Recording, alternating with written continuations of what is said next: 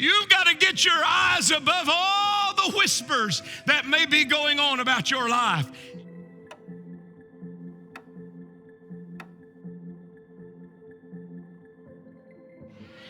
I want you to know our God has all power and He has all authority.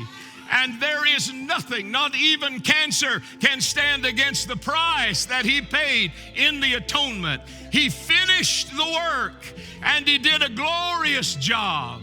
And He's still alive today, and He still has power to save and to heal and to deliver. And He's still giving to a people authority and power to bind up a strong man, to lay some chains on him and remind him you are ultimately defeated.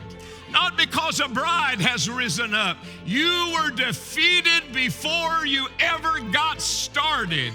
How many of you believe God saw the devil's ultimate defeat before he ever existed? That's the sovereignty of our God.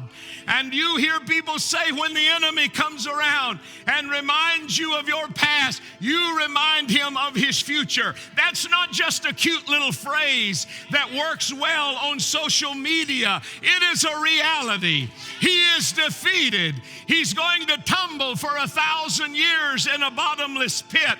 He's going to have a short reprieve out of that pit according to the word, and then he's going to be ultimately banished to a lake of fire, never to be able to bother the children of the Most High again, never to be able to afflict, to make sick, to trouble, to torment, to oppress, or to possess ever again. And why do we know this? Because the Word said so. And what gave us that power and hope that we can grab a hold of that? It is finished. It is a done deal. It is a finished work. Why, Brother Shelley, don't we see more results? And why don't we see more evidence that the enemy is defeated? It's because we are failing to appropriate what is in our life. But the biggest reason we have this morning is we listen to his accusation. We listen to his lie. And we must believe it because we lay down like dogs when he starts howling. I want you to know when the enemy's nipping at your heel, that is not the time to lay down and get fleas with him. That's the time to stand up and say, wait a minute. Wait a minute, your authority is limited.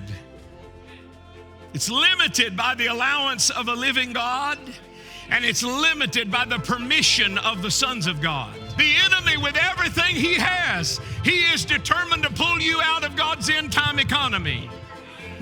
He is. That's exactly what he wants you to do. He cannot change your election. He cannot change your predestination. He cannot change your justification. He cannot, come on. But I tell you what he can do. He can move you out of the place of authority and understanding the power. He can muzzle you like an ox. He can arrest you in a rut until you realize this is his trick.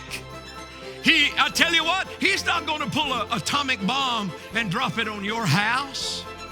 He doesn't have to do that to get control over you. All he has to do is lie to your mind. He just has to tell you a big old fat juicy lie, and we just fall right under his spell. You've got to get your eyes above all the whispers that may be going on about your life. You've got to know and be confident that God hears the prayer, the effectual, fervent prayer of a righteous man or woman availeth much. And it's not your righteousness, it's not my righteousness that causes my petition to ascend above through the second heaven into the throne room of the Most High God.